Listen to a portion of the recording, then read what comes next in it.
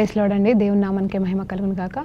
ఈరోజు మీకు నాకు దేవుడు ఇచ్చిన వాగ్దానము మాట, మరి ఈరోజు దేని గురించి నేర్పించబోతున్నానంటే గర్వం అనేది ఉండకూడదా ఉండాలా అనే సత్యం గురించి మనము నేర్చుకుందామండి. దానికంటే ముందు చిన్న ప్రార్థన చేసుకుందాము.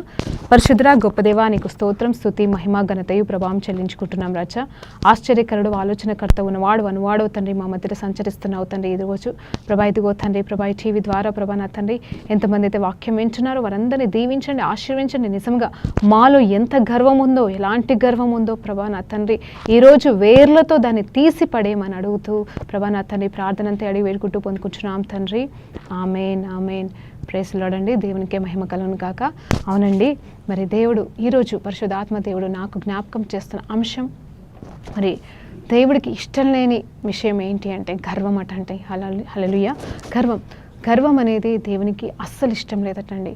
ఎలా చెప్పగలను అంటే మరి ఒక్కసారి మరి ఇర్మియా గ్రంథంలో చూసినట్టయితే మరి ఇర్మియా గ్రంథం మరి 50వ అధ్యాయము 30వ వచనము 31వ వచనం చూసినట్లయితే, ప్రభువు సైన్యములకు అధిపతి యగు యెహోవా వాక్కు ఇది: గర్విష్ఠుడా, నేను నీకు విరోధినై ఉన్నాను, నీ దినము వచ్చుచున్నది. చూడండి, గర్విష్ఠుడా, నేను నీకు విరోధినై. ఎవరికండి ఇక్కడ?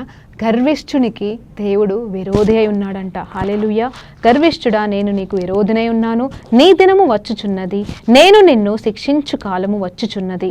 గర్విష్ఠుడు తొట్టిల్లు కూలును, అతడిని లేవనెత్తు వాడెవడునూ లేకపోను. హల్లెలూయా. చూడండి, ఈ ఇర్మియా గ్రంథం 50వ అధ్యాయంలో 31, 32 వచనాలు చూసినట్టయితే, గర్విష్ఠుడా, ఇదిగో నువ్వు నాకు శత్రువై ఉన్నావని క్లియర్గా మరి దేవాది దేవుడు ఒక గర్విష్ఠుని గురించి మాట్లాడుతున్నాడు. మరి ఇక్కడ ఈ సందర్భంలో ఎవరితో ఎట్లా మాట్లాడినాను మరి దేవుడు ఈరోజు నీతో నాతో మాట్లాడుతున్నాడు. నిజంగా నాలో ఏమైనా గర్వం ఉందేమో, నీలో ఏమైనా గర్వం ఉందేమో దేవుడు అడుగుతున్నాడు. దేవుడు చెప్తున్నాడు ఈరోజు, నేను నీకు శత్రువునంట.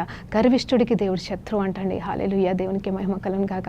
ఎప్పుడైనా ఆలోచించారండి? ఒకసారి మీకు తెలిసిన సత్యము మరి కొంతమందికి తెలియకపోవచ్చు విషయము, మరి దావీదు గురించి, మరి అలాగే సౌలు గురించి, వారి గురించి మనం ధ్యానించినప్పుడు మనకు ఒక సత్యం తెలుస్తుందండి. ఏంటంటే దావీదు మరి తను తగ్గించుకున్న విధానాన్ని బట్టి దేవుడు క్షమించాడంట. మరి సౌలు మరి తను తగ్గించుకోలేదు సరిగదా, మరి ఇంకనూ గర్వంలోకి వెళ్ళడం మూలంగా మరి సౌలు తన వంశము కంప్లీట్గా నాశనం అయిపోయినట్టుగా మరి పరిశుద్ధ బైబిల్ గ్రంథం చెప్తుందండి. అవును, మరి సౌలుని అయితే దేవుడు గొప్పగా అభిషేకించి ప్రత్యేకంగా పిలిచి మొట్టమొదటి రాజుగా, హల్లెలూయా, దేవాది దేవుడు మరి తనని ఎలా అంటే మొట్టమొదటి రాజుగా, ఇజ్రాయేల్కి రాజుగా మరి దేవుడు ఏర్పాటు చేసుకున్నాడటండి. మరి కేవలం ఏదో నువ్వు రాజు అవుతావు అని చెప్పేసి కేవలం మాట్లాడలేదు, కానీ మరి సౌమ్యులనే పరిశుద్ధాత్మ దేవుడు సౌమ్యులు అనే వ్యక్తిని మరి ప్రత్యేకంగా పిలిచి అభిషేకించి ఆ బిడ్డ ద్వారా మరి మొట్టమొదటి రాజైన సౌల్ని మరి అభిషేకించాడు. ఒక గాడిదలను కాచుకునే వ్యక్తి, మరి ఒక బెంజమిన్ వంశం నుండి వచ్చిన వ్యక్తిని మరి దేవుడు రాజుగా అభిషేకించాడండి. హల్లెలూయా. కేవలం అభిషేకించడం మాత్రమే కాదు, అసలు సౌలుని దేవుడు ఎందుకు ఎన్నుకున్నాడు అంటే ఒక గొప్ప ప్రణాళిక కలిగి ఉన్నాడండి. దేవుడికి నిజమే ప్రతి ఒక్క బిడ్డ పట్ల ఖచ్చితంగా ఒక గొప్ప ప్రణాళిక ఉంటుంది. దేవుడు చెప్తున్నాడు కదండి ఇర్మియా గ్రంథంలో, మరి నీ పట్ల నాకు కలిగి ఉన్న ప్రణాళికలు శ్రేష్టమైనవి, మేలుకరమైనవి, అవి నాశనంకి దారి తీసేవి కాదు, కానీ అవి శ్రేష్టమైనవని దేవుడు చెప్తున్నాడు. హల్లెలూయా. మరి అలాగనే మరి సౌల్ని కూడా మరి దేవుడు రాజుగా ఎన్నుకున్నాడు అంటే తనని ప్రత్యేకంగా దీవించడానికి, ఆశీర్వదించడానికి, తన ద్వారా గొప్ప కార్యము చేయడానికే కదండి. హల్లెలూయా. మరి ఆ సమయంలో మరి దేవుడు ఎన్నుకున్న తర్వాత మరి సౌలు చేసిన దాన్ని బట్టి మరి సామ్యుయేలు కూడా ఏడ్చాడండి. హల్లెలూయా. మరి సామ్యుయేలు అడిగాడు, ఏమని అన్నాడు తెలుసా? మరి ఎప్పుడైతే మరి దేవునికి కోపం వచ్చి మరి నేను సౌల్ని రాజుగా తృణీకరిస్తున్నాను, నేను రిజెక్ట్ చేస్తున్నాను అన్నప్పుడు మరి అప్పుడు ఏంటి సందర్భం అంటే మరి సామ్యుయేలు చేయాల్సిన పని, సామ్యుయేలు చేయాల్సిన బలి అర్పణ, మరి సామ్యుయేలు చేయాల్సిన కార్యము మరి సౌలు గారు చేశారు అక్కడ.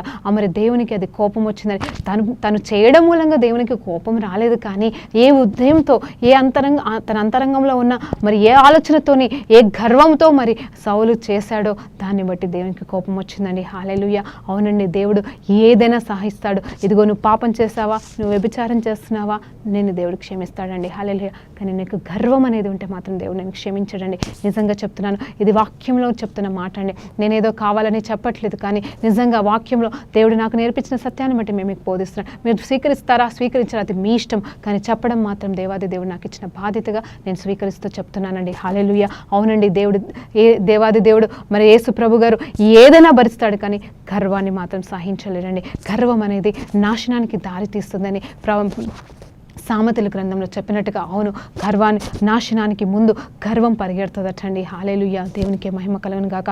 ఇక్కడ దేవుడు కూడా చెప్తున్నాడు, గర్విష్ఠుడా నేను నీకు శత్రువునై ఉన్నాను అని చెప్తున్నాడు. హల్లెలూయా. నేను నీకు మరి విరోధనై ఉన్నానని దేవుడు చెప్తున్నాడు. మరి గర్విష్ఠులు పడిపోయినప్పుడు, మరి గర్విష్ఠులు పడిపోయినప్పుడు మరి సహాయం చేసేవారు లేరంటండి. కానీ పాపులు పడిపోయినప్పుడు, పాపంలో పడిపోయావా, పాప స్థితిలో పడిపోయావా, కానీ నేను లేవనెత్తడానికి దేవుడు ఉన్నాడండి. ఆయన ఎందుకంటే నీకోసం ప్రాణం పెట్టాడు, నీకోసం ఆయన రక్తం కార్చాడు కాబట్టి పాపానికి వెల చెల్లించాడు, కానీ గర్వానికి దేవుడు వెల చెల్లించలేదండి. మీరు అడుగుతుండొచ్చు, మీరు ఎలా చెప్పగలరు సిస్టర్ అని మీరు అడుగుతుండొచ్చు.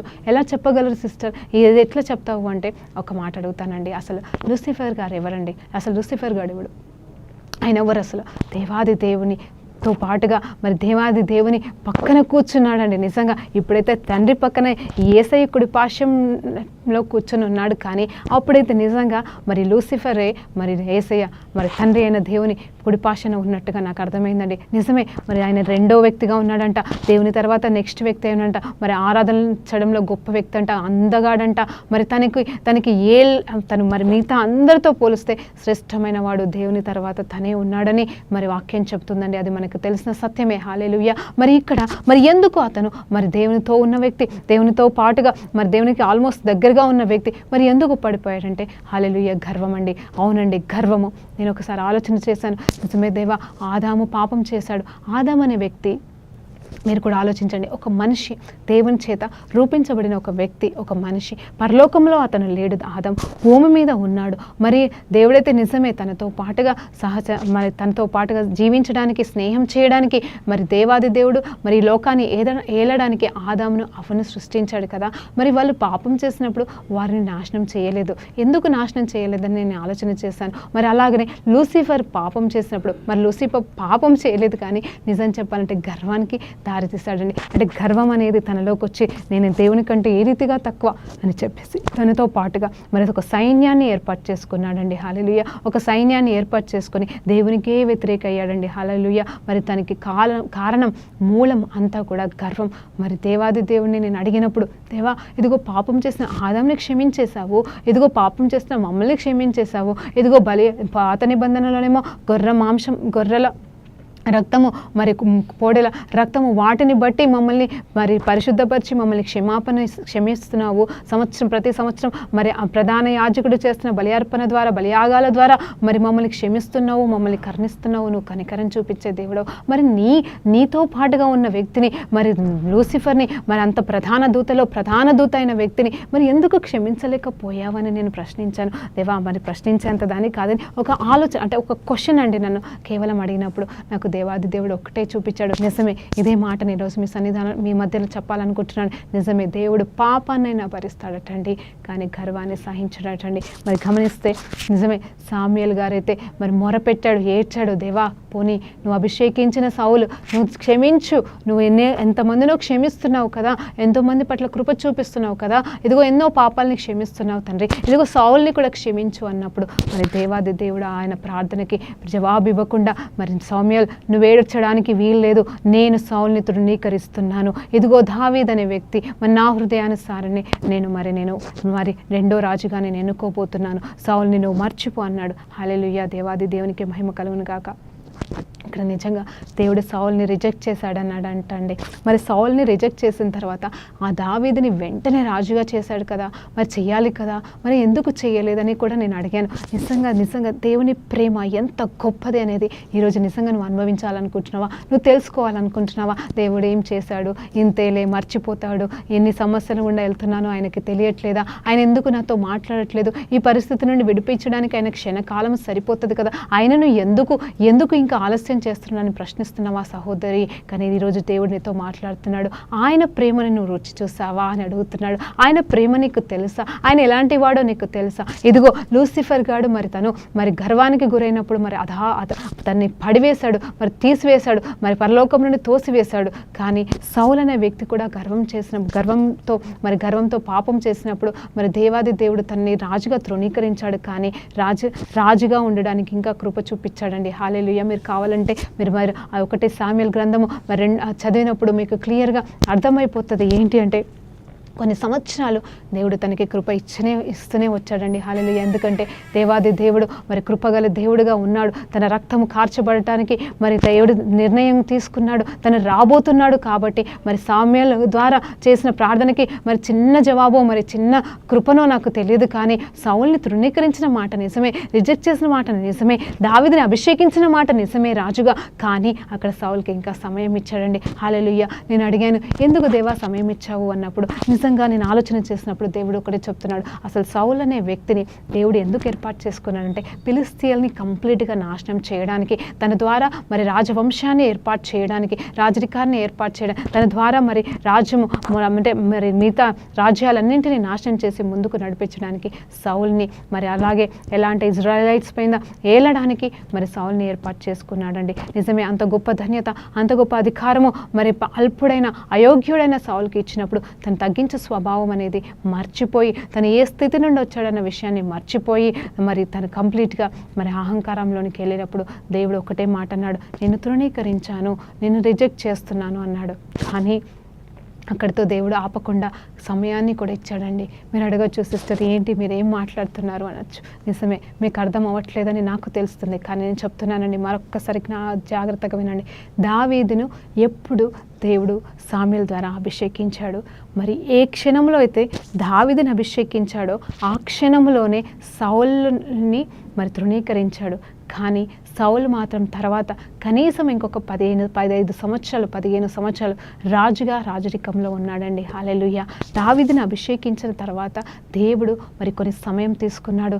దావీదుకి మరి తర్ఫీదు ఇచ్చాడో మరి లేకపోతే తన్ని పరీక్షించాడో నాకు తెలియదు, కానీ దావీదు మరి ఎన్నో సిచ్యువేషన్ల గుండా వెళ్ళాడు.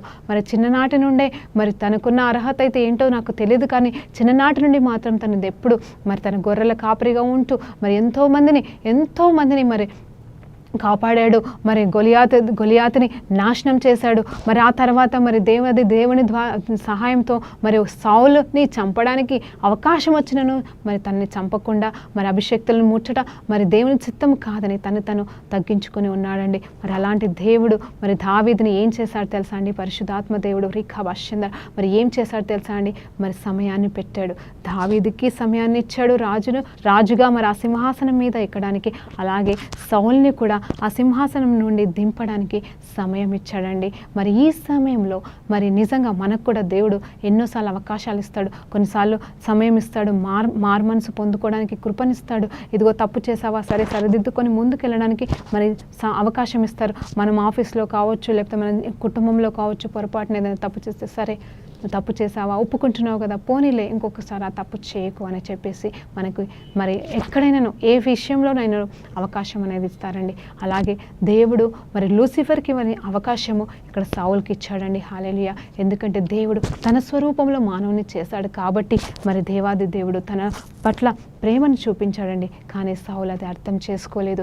అర్థం చేసుకోకుండా ఏం చేశాడు తెలుసా అండి? ఇంకా గర్వాన్ని పెంచుకున్నాడు, ఇంకా అహాన్ని పెంచుకున్నాడు. ఇదిగో దావీదుని నాశనం చేయాలని, చంపాలని, చివరికి తన కుమార్తె గురించి అయితే తనకి తెలుసు కాబట్టి, తన కుమార్తె అంత మంచిది కాదని తెలుసు, తన ద్వారా తనకి కష్టం కలుగునని తెలిసి మరి అలాంటి కష్టం ద్వారా తను నలిగిపోవాలి, తను ఎదగకూడదని మరి వాళ్ళ కూతుర్ని మరి తనకి భార్యగా ఇచ్చాడండి. హల్లెలూయా. దేవునికి మహిమ కలుగును గాక.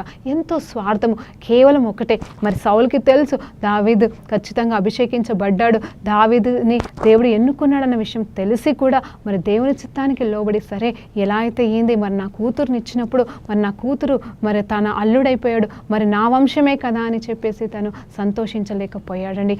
అదండి నిజమైన గర్వం, అదండి నిజమైన నిర్లక్ష్య స్వభావం, అదండి నిజమైన అహం. కేవలం నేను, నా స్వార్థం అనేది మనిషిలో ఉంటే అది దేవునికి ఇష్టం లేదండి. ఎంత నిజంగా నీలో అది ఉందేమో సేవకుడివై ఉన్నావో, సేవకురాలువై ఉన్నావో, నిజంగా నీలో అది మాత్రం ఖచ్చితంగా ఉండకూడదండి. తెలియని వాళ్ళకు చెప్పలేము, కానీ తెలిసిన మీకు నేను చెప్పేదాన్ని కాదు. మీలో నిజంగా నువ్వు సేవకుడివై ఉండి ఎంత గర్వాన్ని చూపిస్తున్నావో నీ సంఘంలో, మరి ఎలాంటి గర్వపు మాటలను మాట్లాడుతున్నావో మరి మనుషులు అర్థం చేసుకోలేకపోతారు, కానీ దేవాది దేవుడు మాట్లాడుతున్నాడు, దేవాది దేవుడు చూస్తున్నాడని చెప్తున్నాడు. హల్లెలూయా. ఆయన స్వరమును విని, ఈరోజు ఆయన స్వరమును విని నీ హృదయంలో ఉన్న ఆ గర్వాన్ని తీసేసుకుంటే దేవుడు నిజంగా నేను హెచ్చిస్తాడండి. అవునండి, గర్వం అనేది లేని ఎడల నువ్వు తగ్గించుకున్నట్టే అండి. హల్లెలూయా. గర్వం అనేది కేవలం మనం ఎదిగినప్పుడు, మరి ఒక్కొక్క లెవెల్లో మనం ఎదుగుతూ ఉంటే వచ్చేదే ఆ గర్వం అండి. కానీ మర్చిపోతున్నాము, గర్వం అనేది వస్తే వెంటనే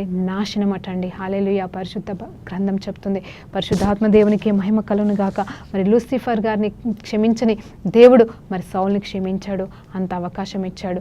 ఆ తర్వాత మరి దావీదుని పరీక్షించాడో, టెస్ట్ చేశాడో, మరి ఏం చేశాడో నాకు తెలియదు, కానీ నిజంగా 15 సంవత్సరాలు పైన సమయం తీసుకున్నాడండి. మరి ఈ సమయంలో, ఈ మార్పులో సౌలు గారు నిజంగా మారుంటే, నిజంగా సౌలు నుండి వచ్చిన సంతానము మరి మీకా మరి దావీదుకి భార్య అయినందున మరి మీకా నుండి వచ్చిన సంతానము ఖచ్చితంగా మరి యూదా గోత్రపు సింహముగా వాడబడుతుండే. మరి యూదా గోత్రపు సింహముగా మరి యేసయ్య మరి మీకా నుండి వచ్చేదండి. మీకు అర్థమవుతుందండి, మీకా అంటే సౌలు గారి కుమార్తె అండి. హల్లెలూయా. దేవునికి మహిమ కలుగును గాక. కానీ అక్కడ మీకా కూడా ఏం చేసింది తెలుసా అండి? మిఖాయిల్ అండి ఆమె పేరు. మరి మిఖాయిల్ కూడా ఏం చేసింది తెలుసా అండి? మరి తన భర్త అయిన దావీదు మరొకసారి మరి దేవుని సన్నిధిని మోసుకొని వస్తున్నప్పుడు, మరి ఆ మందసాన్ని మోసుకొని వస్తున్నప్పుడు, ఊరేగింపుతో తీసుకొని వస్తున్నప్పుడు మరి దావీదు తన్ను మర్చిపోయి దేవుని సన్నిధిలో నాట్యమాడుతూ, మరి ఎలా అంటే గంతులు వేస్తూ, మరి తను అలాంటి సంతోషకరమైన సిచ్యువేషన్లో ఉన్నప్పుడు మరి మిఖాయిల్ మరి కిటికీ నుండి చూసి ఏమనుకుంటుందంటే తెలుసా అండి? తన మనసులో ఇదిగో దావీదుని చూసి హీనపరుచుకుందంట. ఏంటి మనిషి, ఏందది పెద్ద రాజు అయి ఉండి ఇలా చేస్తున్నాడని చెప్పేసి. అంటే అది కేవలము తన మనసులో ఉన్న అహంకారం అండి. హల్లెలూయా. మిఖాయిల్లోకి వచ్చిన అహంకారం, తన భర్త మరి ఎవరైనా తన భర్తను చూసి, సరే నా భర్తను డ్యాన్స్ చేస్తున్నాడు, సంతోషిస్తున్నాడని తన భర్తను బట్టి తను సంతోషించాల్సిన వ్యక్తి అయి ఉండి అలా చేయకుండా తన భర్త చేస్తున్న నాట్యానికి, అది దేవుని సన్నిధిలో చేస్తున్న నాట్యానికి తను సిగ్గుగా భావించి తనని హీనపరిచిందండి. హల్లెలూయా. అది దావీదైతే చూడలేదు, కానీ తండ్రి అయిన దేవుడు చూశాడండి. హల్లెలూయా. తండ్రి అయిన దేవుడు చూసి మరి ఆ తర్వాత ఏం జరిగింది తెలుసా? మరి ఇది ఎక్కడ ఉంటుందంటే 2వ అధ్యాయము, మరి 2 శామ్యూయల్ గ్రంథము 6వ అధ్యాయము 16వ వచనంలో ఉంటుందండి. క్లియర్గా అక్కడ చదివినప్పుడు చివరి వచనం వరకు వెళ్తే, మరి మిఖాయిల్కి వచ్చిన గర్వాన్ని బట్టి, అహంకారాన్ని బట్టి, తన భర్తని హీనంగా చూసిన స్థితిని బట్టి మరి దేవాది దేవుడు మరి మిఖాయిల్ గర్భాన్ని మూసేశాడండి కంప్లీట్గా. అసలు తనకి సంతానమే కలగలేదటండి. నిజమే, రాజుని, మరి గొప్ప రాజుని, దావీదు మహారాజుకి భార్య అయింది, కానీ తను మాత్రం దావీదు మహారాజుకి ఒక సంతానాన్ని ఇవ్వలేకపోయిందండి. దానికి కారణం కేవలం గర్వం. తనకొచ్చిన కేవలం గర్వం మాత్రమే తను అలాంటి గొప్ప దీవెన నుండి కోల్పోయిందండి. నిజంగా దేవుడు సౌల్ని ఎన్నుకునింది మరి మనకైతే తెలుసు. దావీదు ద్వారా మరి దేవుడు రాబోతున్నాడు, యేసు ప్రభు రాబోతున్నాడు, యూదా గోత్రపు సింహముగా రాబోతున్నాడు. మరి దావీదు చిగురు వంశము నుండి తండ్రి యేసయ్య రాబోతున్నాడు అనే సత్యము మరి బైబిల్ గ్రంథంలో రాయబడింది. నిజమే, దావీదు మరి 2వ రాజుగా ఉన్నాడు, సౌలు కూడా ఏర్పాటు చేయబడిన రాజే. కానీ సౌల్ని మరి చూసినప్పుడు మరి తను కానీ మరి దేవా నన్ను క్షమించు, నా గర్వానికి నన్ను మన్నించు అని చెప్పేసి పశ్చాత్తాపడి మరి దేవుడిచ్చిన కొద్ది సమయంలో మరి హంబుల్నెస్ని, తగ్గింపు స్వభావాన్ని చేసుకొని మరి దావీదుని నిజంగా తన సొంత అల్లుడై ఉన్న అల్లుడిని మరి తన్ని మరి హత్తుకున్న దినమున ఖచ్చితంగా దేవుడు మిఖాయిల్కి గర్భఫలం ఇచ్చేవాడు. మరి తర్వాత సౌలు సంతానం నుండి వచ్చిన మిఖాయిల్ దావీదు ద్వారా ఖచ్చితంగా దావీదు కుమారుడిగా మరి యేసు ప్రభు వచ్చేవాడండి. ఇదండి నిజంగా దేవుని ప్రణాళిక. కానీ సౌలు చేసిన దాన్ని బట్టి, సౌలుకి వచ్చిన గర్వ అహంకారాన్ని బట్టి మరి తను కోల్పోయాడండి. ఎంత గొప్ప ధన్యతను కోల్పోయాడు. దేవుడు మరి మొట్టమొదటి రాజుగా ఇచ్చిన దీవెన్ని కోల్పోయాడు.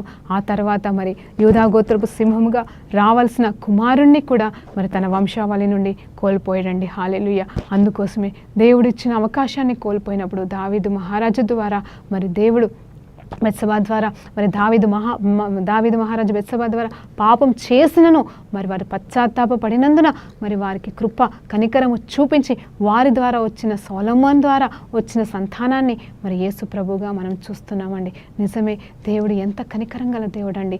మనమే కోల్పోతున్నాం, మనమే మిస్ అవుతున్నాం. ఆ దేవుడు చూసుకుంటాడు, దేవుడు చేస్తాడంటే అవునండి, దేవుడు చేస్తాడు, చూస్తాడు. కానీ నువ్వు పాపం చేసావా, నిజంగా క్షమిస్తాడు. పాపాన్ని ఒప్పుకున్నావా, నువ్వు క్షమిస్తాడు. కానీ గర్వాన్ని మాత్రం సహకరించండి. ఆయన గర్వానికి వెల కట్టలేదండి. ఒకవేళ ఆయన నిజంగా గర్వానికి అహంకారానికి ఆయన వెల కట్టి ఉంటే లూసిఫర్ని మళ్ళీ తను చేర్చుకునేవాడండి. అసలు సాతాను రాజ్యం అనేదే అసలు భూమి మీద వచ్చేది కాదండి. హల్లెలూయా, దేవునికి మహిమ కలుగును గాక. అసలు మానవాళి కూడా వచ్చేదే కాదండి. కానీ దేవుని స్వరూపం మారదండి, ఆయన అంతరంగం మారదండి, ఆయన నీతి మారదండి. ఆయన గొప్ప దేవుడండి. ఆయన తన స్వరూపంలో చేసిన మానవాళి కోసము, మనుషులు చేస్తున్న పాపాల కోసము బలి అర్పణ అయ్యాడు. ప్రతి పాపాన్ని, ప్రతి రకమైన పాపాన్ని, పాత నిబంధనలు పాపమని ముద్రించబడిన ప్రతి పాపానికి ఆయన వెలకట్టి మరణించాడండి, శిలువ యాగమయ్యాడు. కానీ గర్వానికి మాత్రమైన వెల కట్టించినట్టుగా నాకు ఇక్కడ కూడా బైబిల్ గ్రంథంలో రాయలేదండి. నిజంగా చూడండి, ఇంకొక ఎగ్జాంపుల్ కూడా మీకు చెప్తానండి. మరి సామ్యూయల్ ప్రార్థన చేసినప్పుడు, సౌలు కోసము ప్రార్థన చేసినప్పుడు దేవుడు ఆ ప్రార్థన ఆలకించలేదు. కానీ మరి మోసెస్ కూడా మరి ఒకసారి, రెండుసార్లు, మరి ఎన్నోసార్లు మరి ఇజ్రాయలైట్స్ కోసం ప్రార్థన చేసినప్పుడు దేవుడు అంగీకరించాడు. ఎలాగంటే మీరు ధ్యానించండి, మరి ఇజ్రాయలైట్స్ ఎన్నోసార్లు రిబీలియన్ చేశారంటే వ్యతిరేకంగా వెళ్ళారు, తప్పు చేశారు, దేవుణ్ణి కించపరిచేటట్టుగా మాట్లాడారు. దేవుడు ఉన్నాడా, అసలు మీరేంటి అని చెప్పేసి ఐగుప్తు నుండి విడిపించిన తర్వాత కూడా, మరి ఎర్ర సముద్రం 2 పాయలుగా అయిన తర్వాత కూడా మరి మోసెస్ని శోధించారు, దేవుణ్ణి శోధించినారు. ఆయనను దయగల దేవుడు వారిని క్షమించాడండి. ఎందుకంటే దేవుడు దయగల దేవుడు కాబట్టి ఎలాంటి పాపాన్నైనా దేవుడు క్షమిస్తాడండి. మరి తర్వాత మరి అదే మోసెస్ సమయంలో మరి జరిగిన ఇంకొక సంఘటన, మరి సంఖ్యాకాండము 16వ అధ్యాయంలో చూసినప్పుడు అక్కడ కోరా ఉంటాడు. మరి తర్వాత మరి అభిరామ్ వాళ్ళు ఉంటారండి. మరి వీళ్ళు ముగ్గురు చేసిన పాపము, మరి వీరు ముగ్గురు చేసిన పాపాన్ని బట్టి మాత్రం దేవుడు వారిని నాశనం చేశాడండి. అవును, అక్కడ పాపం అని నేను ఎలా చెప్తున్నానంటే గర్వం వచ్చిందండి. ఇదిగో మోసెస్కి, ఆరోనుకి వ్యతిరేకంగా మరి 250 మంది వ్యతిరేకంగా వచ్చి, వారైనా దేవుడి చేత ఎన్నుకోబడ్డవారు, మేము ఎన్నుకోబడలేదా, మేము లేవీలం కాదా, మాకు అభిషేకం లేదా, మేము ప్రార్థన చేస్తాలేమా, మాకు లేదా యోగ్యత, మమ్మల్ని దేవుడు ఎన్నుకున్నాడు కదా అని ఒకలాంటి గర్వాన్ని వాళ్ళు తయారు చేసుకొని మరి మిగతా వాళ్ళందరినీ మరి మోసెస్కి, ఆరోనుకి వ్యతిరేకంగా వచ్చినప్పుడు దేవుడు జోక్యం కల్పించుకొని వారి ముగ్గురిని మాత్రమే కాదు, వారి కుటుంబాన్ని కంప్లీట్గా నాశనం చేశారండి. నిజం చెప్పాలంటే ఆ సమయంలో దేవాది దేవుడు ఏం చెప్పాడు తెలుసా? వీళ్ళందరినీ పక్కకు పడేసి, ఇదిగో మోసెస్, ఇదిగో ఆరోన్, నేను మీ ద్వారా సంతానాన్ని మళ్ళా లేపగలను, వీళ్ళందరినీ నాశనం చేస్తాను, నోవా కాలంలో చేసిన కార్యముని మళ్ళీ చేసి అన్నిటినీ నేను నాశనం చేయగలను, కాబట్టి నువ్వు పట్టించుకోవద్దు వాళ్ళని అని అన్నప్పుడు మోసెస్ ఒక్కటే మాట అన్నాడు, అయ్యా దేవా, అలా కాదు నాయనా, క్షమించు దేవా, వాళ్ళని క్షమించు, వారు ఏం చేస్తున్నారో వాళ్ళకి తెలియదని మొరపెట్టినప్పుడు, నీ నామానికి అది అవమానము నాయనా, నువ్వు ఇట్లా నాశనం చేస్తే ఇజ్రాయెల్స్ని నాశనం చేయకంటే దేవాది దేవుడు తగ్గాడు. కానీ ఆయన మారని దేవుడు అండి. ఆయన ఏమన్నాడు తెలుసా? సరే, ఇజ్రాయెల్స్ అందరినీ క్షమిస్తాను, నిన్ను ఇంకా హెచ్చిస్తాను, కానీ వీరిని మాత్రం నేను నాశనం చేస్తున్నాను. వారిని ప్రత్యేకంగా ఒక స్థలంలో నిలబెట్టేసి మరి భూమి కంప్లీట్గా వారిని మింగేలాగన దేవుడు అద్భుత కార్యము చేసి వారిని నాశనం చేశాడండి. నిజమే, మరి బైబిల్ గ్రంథంలో ఎంతోమంది గురించి చూసినప్పుడు, ధ్యానించినప్పుడు గర్వం, అహంకారం ఉన్న వాళ్ళు ఎక్కడ కూడా ఏ రీతిగానూ దీవించబడినట్టుగా మరి బైబిల్లో రాయబడలేదు. అంత మాత్రమే కాదు, పాపం చేసిన ప్రతి బిడ్డ కూడా క్షమించబడిందని రాయబడింది. కానీ గర్వం, అహంకారం గురించి నాకు తెలిసి పాత నిబంధనలో కూడా ఎలాంటి సొల్యూషన్ దేవుడు ఇచ్చినట్టుగా మరి మనం రికార్డింగ్లో అందులో చూడలేదండి. దేవానికి స్తోత్రం. నిజంగా దేవాది దేవుడు, గొప్ప దేవుడు, లూసిఫర్ని నాశనం చేయాలని దేవుడు ఏర్పాటు చేసిన ప్రణాళికలో నువ్వు కూడా మరి దేవునికి తోడుగా ఉన్నావా? సాతాన్ రాజ్యాన్ని కూల్చాలి అంటే మొట్టమొదటిగా నువ్వు తీసుకోవాల్సింది ఏంటి తెలుసా? పాపం కాదండి, పాపం కాదు, నీ పాపపు తలంపులు కాదు, కానీ నువ్వు తీసేసుకోవాల్సింది గర్వం అనేదండి. గర్వం అనేదాన్ని నీ నుండి కంప్లీట్గా తొలగించాలండి.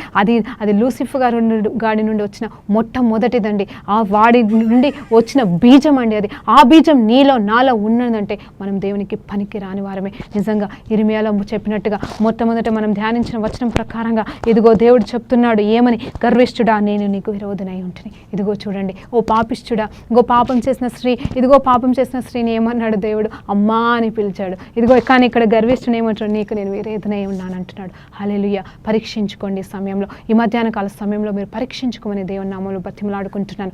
ఏది ఉన్నాను మీలో ఏది ఉన్నాను అంటాడు కదా దేవుడు, నీతిమంతుడు 7 మార్లు పడిన తిరిగి లేస్తారంట. అది ఎక్కడ పడిపోవడం అనేది అంటే పాపంలో కావచ్చు, దోషంలో కావచ్చు, ఇంకే విషయంలోనూ కావచ్చు, లేకపోతే అబద్ధం చెప్తున్నావు, ఆ వ్యభిచారంలో పొరపాటున నీ బలహీనతను బట్టి నువ్వు పడిపోయావేమో, లేకపోతే ఇంకెక్కడైనా తొట్టిల్లావేమో, దేవుడు నేను లేవనెత్తుతాడు నువ్వు దేవుని వైపు తిరిగినప్పుడు. కానీ నువ్వు గర్వంలో ఉంటే మాత్రం దేవుడు కనీసం నీ వైపు కూడా చూడడని మరి దేవాది దేవుడు చెప్తున్నాడు. ఎందుకంటే నీ వైపు తిరగడు, ఎందుకంటే నీకు విరోధి ఉన్నాడు. నీకు విరోధైన వాడు నీ వైపు ఎలా తిరుగుతాడండి. హల్లెలూయా. మరి దేవుణ్ణి చూస్తున్నా నువ్వు, దేవునితో మాట్లాడుతున్నా నువ్వు, దేవుని అనుభవిస్తున్నా నువ్వు, ఇంకా ఎన్ని రోజులు నీలో ఉన్న గర్వాన్ని దాన్ని మరి సౌలు వలె నీకు సమయం ఇస్తున్నాడేమో దేవుడు. మరి దావీదుని అయితే తగ్గించుకున్నాడు, కానీ సౌలు అయితే తగ్గించుకోలేకపోయాడు. సౌలు వల్లే కంప్లీట్గా నాశనం అయిపోతావా? చూడండి, సౌలు నాశనం అయిపోవడానికి కారణం సౌలులో వచ్చిన కేవలం గర్వం అండి. హల్లెలూయా. దేవునికి మహిమ కలుగును గాక. మరి ఈరోజు మరొక్కసారి మిమ్మల్ని యేసునామములో బ్రతిమలాడుకుంటున్నానండి. గర్వం నిజంగా నాలో కూడా వచ్చింది. నేను కూడా ఒకసారి మరి దేవుని చేత వాడబడుతున్న సమయాల్లో మరి మొదటి 3 సంవత్సరాలలో మరి నిజంగా దేవుడు నన్ను ఒక సాక్షిగా నిలబెట్టి ఉన్నంతలోనే సాక్షిగా వాడుకుంటుంటే నాకు తెలియకుండానే గర్వం వచ్చింది. నిజమే, అది దేవుల్లో అహంకారం అనాలో దేవుల్లో గర్వం అనాలో నాకు తెలియదు. కానీ నేను అన్నాను, దేవా నిజంగా నన్ను గొప్పగా వాడుకుంటున్నావు, అసలు ఏమీ రాదు నాకు మాట్లాడడమే రాదు, నాకు ఏ భాష రాదు, అయినను సరే నన్ను వాడుకుంటున్నావు దేవా అని చెప్పేసి ఒకవైపు సంతోషిస్తూ తెలియకుండానే నేను గర్వానికి లోనయ్యానండి. అది తెలియని గర్వం నాలో వచ్చిందన్న విషయం కూడా నేను గ్రహించలేకపోయాను. ఆ సమయంలో పరిశుద్ధాత్మ దేవుడు నిజంగా నన్ను ఒక పెద్ద దెబ్బతో తీసి, మరి అది ఈ సమయంలో లేదండి నేను చెప్పలేను, కానీ నిజంగా ఒక పెద్ద బలమైన ఒక గాయాన్ని నాలో మరి నా అంతరంగంలో నా జీవితంలో కలిగించి, ఆ తర్వాత నిజమే దేవాన్ని దీనికి కారణం ఏంటి అంటే నిజమే నాలో వచ్చిన గర్వమే అని, అదే మూల కారణం అని తెలుసుకున్న తర్వాత నిజంగా దాని నుండి నేను బయటకు రావడానికి ఇష్టపడుతున్నానండి. ఇప్పటికి కూడా తెలిసి తెలియకుండా ఇప్పుడు నా గర్వం అనేదో అహంకారం అనేదో తెలియకుండా ఏ పరిస్థితులు వస్తాయో దేవా ఇది మాత్రం నాలో ఉండకూడదు ప్రభా, నాలో ఏమున్నాను లేకపోయినాను పర్వాలేదు, ఇదిగో నీ ఫలాలన్నీ నాలో ఫలించాలని ఆశపడుతున్నాను, ఇదిగో నా తండ్రి నువ్వు ఇచ్చిన ఆత్మ ఫలాలన్నీ నాలో ఫలించాలని కోరుకుంటున్నాను, కానీ ఈ గర్వాన్ని మాత్రం నా నుండి తీసివేయి తండ్రి, నాకు రాకుండా దాని గురించిన ఆనవాలు ఇవి నాలో లేకుండా నీ స్వరూపంలోకి నన్ను మార్చుదేవా అని నేను ప్రార్థన చేస్తానండి. మరి ఈరోజు నిజంగా నాతో పాటుగా ఎంతమంది ప్రార్థన చేయాలని, ఎంతమంది నిజంగా గర్వం నుండి బయటకు రావాలని, ఆ బీజం నుండి మీరు బయటకు రావాలని ఆశిస్తున్నారో నాతో ప్రార్థనలు ఏకీభవించండి. హల్లెలూయా. పరిశుద్ధుడా గొప్ప దేవా నీకు స్తోత్రం, స్తుతి, మహిమ, ఘనతయు, ప్రభావం చెల్లించుకుంటున్నా రాజా. అవును తండ్రి, అవును ప్రభానాథ్ తండ్రి నీకు స్తోత్రం రాజా. నిజమే, గర్వం అనేది ప్రభానాథ్ అనేసి భయంకరమైనదని ప్రభా నువ్వు చెప్తున్నావు. గర్విష్ఠుల ఎడల ప్రభా నువ్వు విరోధిగా ఉన్నానని చెప్తున్నావు తండ్రి. పాపానైనా క్షమిస్తావు తండ్రి ప్రభా, కానీ ఎలాంటి వ్యభిచారినైనా నువ్వు క్షమిస్తావు, కానీ ప్రభా ఇదిగో తండ్రి ప్రభా గర్విష్ఠులను మాత్రం నేను క్షమించలేనని చెప్తున్నావు. అవును ప్రభా, నువ్వు వెలకచ్చింది కేవలము ప్రభానాథని పాపల నిమిత్తము, రోగాల నిమిత్తమే, కానీ గర్వం నిమిత్తం కాదని ప్రభా నీ పరిశుద్ధ బైబిల్ గ్రంథం క్లియర్గా చెబుతుండగా ప్రభా తండ్రి మమ్మల్ని క్షమించి మాలో ఏ గర్వం ఉందో ప్రభా నా తండ్రి దానంటిని ఏ విషయంలో మాకు గర్వం ఉందో వాటన్నింటినీ తీసివేసి నీ నామ మహిమార్థము మమ్మల్ని మార్చుకోమని, నీ స్వరూపంలోకి మమ్మల్ని మార్చమని. నీ అవును ప్రభా తగ్గించబడి వారు హెచ్చించబడతారని చెప్పిన నీ వాగ్దానం ప్రకారంగా వింటున్న ప్రతి బిడ్డ జీవితంలో నన్ను నా జీవితంలో నెరవేర్చమని నజరుడైన యేసు ప్రభు నామంలో ఈ ప్రార్థనంతా అడుగు వేడుకుంటూ పొందుకుంటున్నాను తండ్రి. ఆమేన్, ఆమేన్. ప్రైజ్ ది లార్డ్ అండి. మరి ఒక చిన్న మాటతో ముగిస్తానండి. మరి ఎంతమంది అయితే ఈ ప్రోగ్రామ్కి మరి స్పాన్సర్ చేస్తున్నారో వారందరి కోసం వేస్తున్నామన్న కృతజ్ఞతాస్తుతులు చెల్లిస్తున్నాను.